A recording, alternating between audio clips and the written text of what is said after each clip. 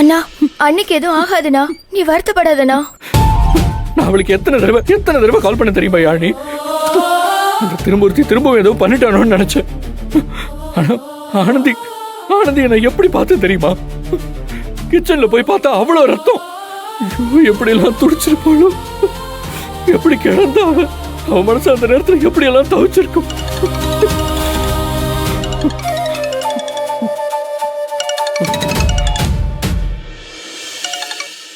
Hello Mahesh sir,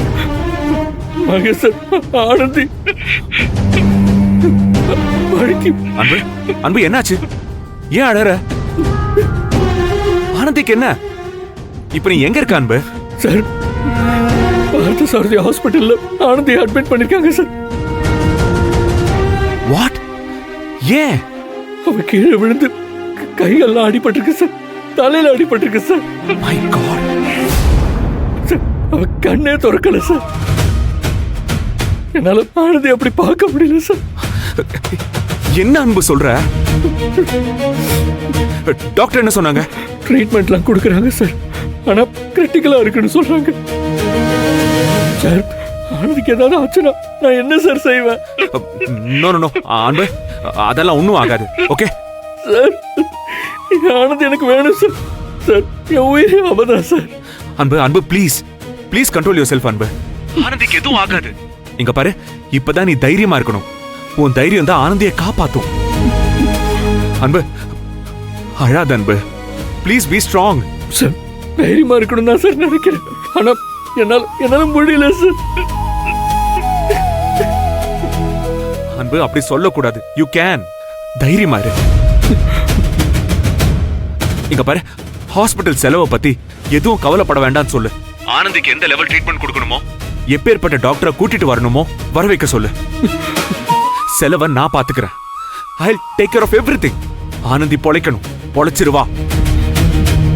இப்ப ஆனந்தி எங்க இருக்கா? ஐசியூலியா? இல்ல சார், இப்பதான் ஐசியூல இருந்து ஸ்கேன் எடுக்க கூட்டிட்டு வந்திருக்காங்க. அவ பயத்துல கூட அடிபட்டிருக்கா சார். My God. குழந்தை எப்படி இருக்குன்னு பார்க்க ஸ்கேன் எடுக்க உள்ள கூட்டிட்டு போயிருக்காங்க. இப்படி ஆனந்திக்கு வயித்துல அடிபடுற அளவுக்கு என்ன ஆச்சு அன்பு? ஸ்டூல்ல இருந்து கீழே விழுந்துட்டான்னு சொல்றாங்க சார். ஆனா எது உண்மை எது போயின்னு எதுவுமே தெரியல சார். ஹாஸ்டல்ல இருந்தப்போ என்னை விட்டு தள்ளி இருந்தாலும் ஆனந்தி சந்தோஷமா இருந்தா சார். இப்போ வீடு நம்பி கூட்டிட்டு வந்து அவளை. அன்பு அன்பு ப்ளீஸ், நீ எதையோ திங்க் பண்ற.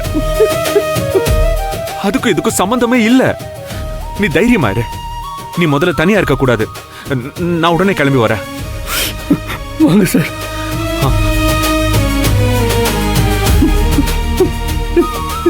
அண்ணா தைரியமா இருண்ணா, ஒன்னும் ஆகாது. யாழினி,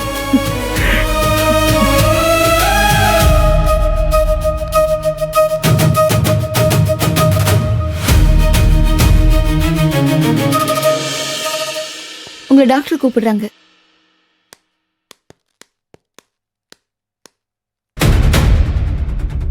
மா, எங்க போறீங்க? பாத்ரூம் போறேம்மா. அது கூட போக கூடாதா? நானும் பாக்குறேன், ஏதோ கைதியை நடத்துற மாதிரி நடத்துறீங்க. என்ன நினைச்சிட்டு இருக்கீங்க? ஆனந்தி கண்ணு முழிக்கிற வரைக்கும், நீங்க எதுவும் செய்யலன்னு வாக்குமூலம் கொடுக்கற வரைக்கும் நீங்க எங்களை பொறுத்த வரைக்கும் கைதி தான். உட்காருங்க. உட்காருமா.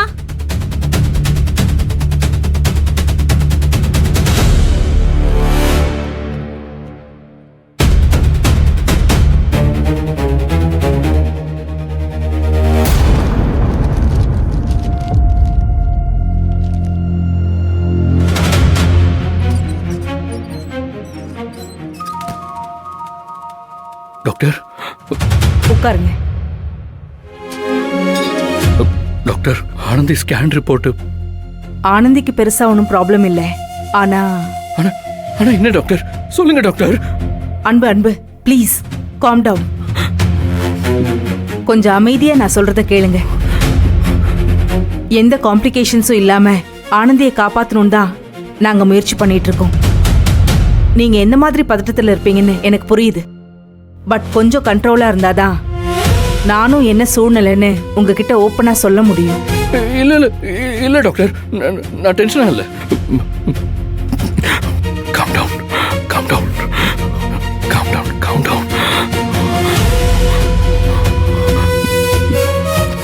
அமைதியா தான் இருக்கேன் டாக்டர். சொல்லுங்க, எதுவா இருந்தாலும் மறைக்காம என்கிட்ட சொல்லுங்க. ஸ்கேன் பண்ணி பார்த்ததுல ஆனந்தியோட வயித்துல வளர்ற குழந்தைக்கு காம்ப்ளிகேஷன்ஸ் இருக்கு. அதாவது குழந்தைக்கு இதே துடிப்பே இல்லை, நோ ஹார்ட் பீட். அதே நேரத்துல ஆனந்திக்கும் காம்ப்ளிகேஷன்ஸ் இருக்கு. ரெண்டு பேரையும் எங்களால காப்பாற்ற முடியுமான்னு தெரியல.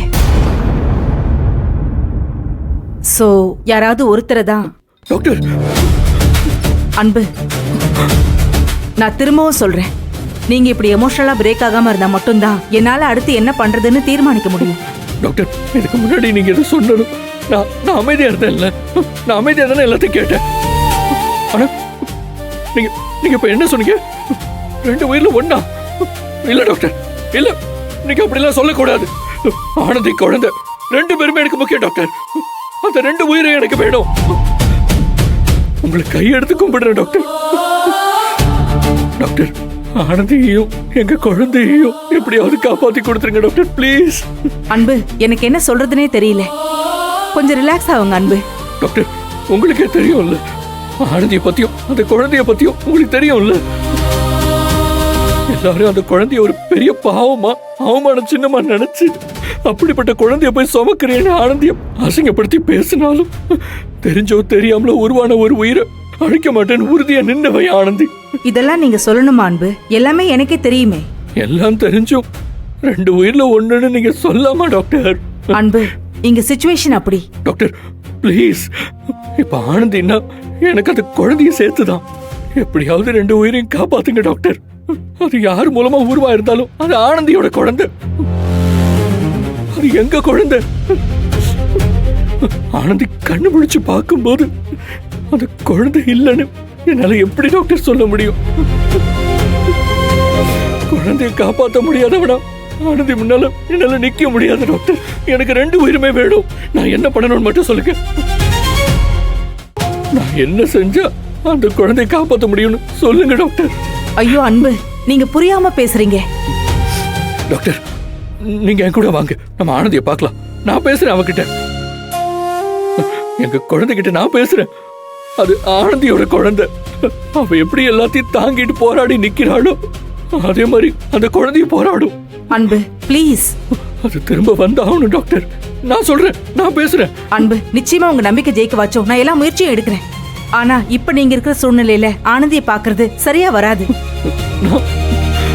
ஆனந்தி இப்ப அன்கான்சியஸ்ல இருந்தாலும் உள்ளுக்குள்ள அவ கான்சியஸா தான் இருப்பா. அவ பல கஷ்டங்களை அனுபவிச்சுட்டு இருப்பா.